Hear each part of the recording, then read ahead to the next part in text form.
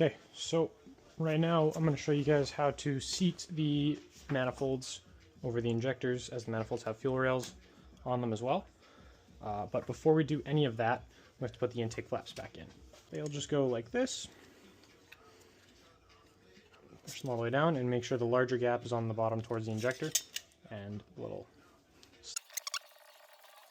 there we go.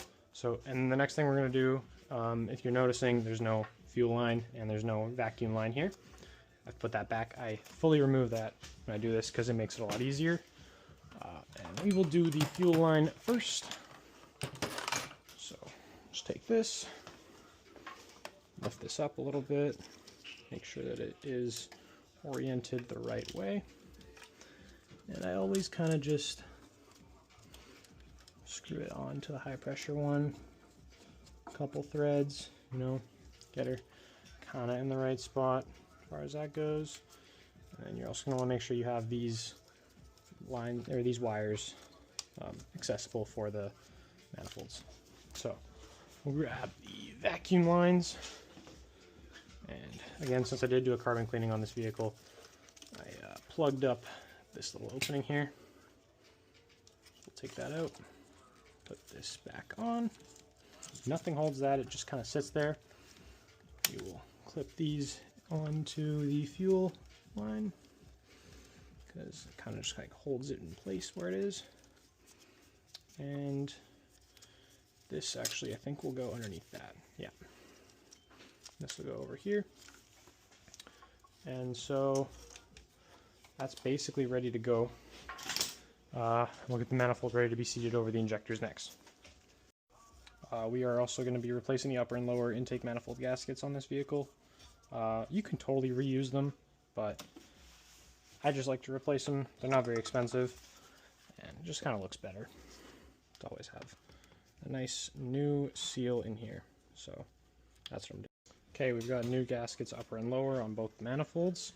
Now, to make sure that when we do seat the rails that they don't break the O-rings and they go on smoothly, take a little bit of synthetic grease and we'll just lube up all of the O-rings. Let's make sure none of these old O-rings, obviously there's new O-rings, they're all new seals.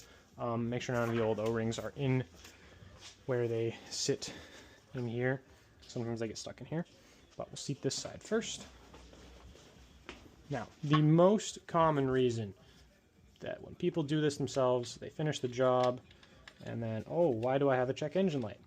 Is they don't hold the flaps open as they're seating these things. And I'll show you guys how to do that in a second here. You don't want to plug in the fuel pressure sensor on the way down. It's kind of finicky. Obviously, make sure that they are over top of the studs.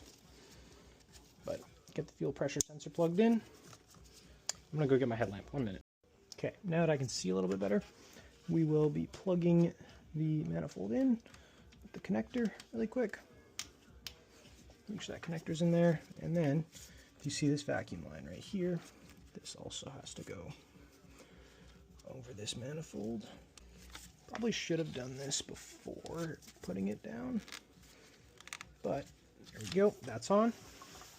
All right, as I said, the most common reason people get a check engine light after they do this, hold the flaps open or else they will get stuck on the wrong side of that.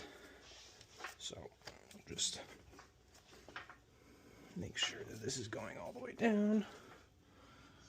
Nothing is wrong here. And yeah, this side's down just a little bit further than the other side. I'm just going to make sure that it is all even. Looks good to me. So then what we'll do, while it's nice and loose, everything's a little bit loose still because nothing's bolted down, just get that threaded on. And we'll grab the other side now. All right, we're going to seat this side now. We'll start with, honestly, we don't even need to plug that in. This is probably the more difficult thing to plug in at the end. So we'll do that first. And then we'll make sure that this is over both of the studs. Nope, not last. There we go. Now it's over both the studs. Make sure the fuel line is lined up. Hold it open. And then, just like that, your intake manifold is installed. And then you'll also obviously want to make sure that this is plugged in. And so, yep, make sure this is held open. Wouldn't want this. Again, you want to make sure that these stay on this side of the flap. And then while this is loose, we'll just make sure that this gets lined up. Sometimes once it's all tightened down, this doesn't want to catch any threads, but we're good to go now. I'll go get the bolts and we'll start installing this. So these are held in by 5 T30s and 2 10mm nuts. Now there'll be 2 different sizes of bolt. These 2 long ones, there's 1 for either side, will go in the center at the bottom. These 8 of these, 4 on each side, will go at the very top. And the 2 nuts will go on these studs right here. They're in. What I like to do is snug them down with the gun, once again on setting 1. And while you're doing this, make sure, hold the thing open. They're all snug down. We are just going to also run these in with our fingers because I don't feel like going to get the 10 mil for this. And then, if you had to guess the torque spec, what would you say? If you guessed 10 Newton meters, you'd be right. Again, it is the same thing every time. So we'll grab our torque wrench. Attempt to find where I put the T25. The short one. I'm sure I will cut to when I find it. Okay, it was right there. Alright. And I like to start here. Then here. Then this one. Then this one. Then this one. And I will obviously come back and do the 10 millimeters. Once you grab a little 10 millimeter here, that one's missing. It's fine, let's grab this one. Put it on. Same thing, 10 Newton meters. And that's how you install the manifolds and fuel rails, because it's kind of the same thing. Obviously, you're going to want to tighten these all down. All these nuts, all these nuts. There's also some screws that hold this to this bracket. But in a nutshell, that's all it is. So yeah, that's one of the shorter videos.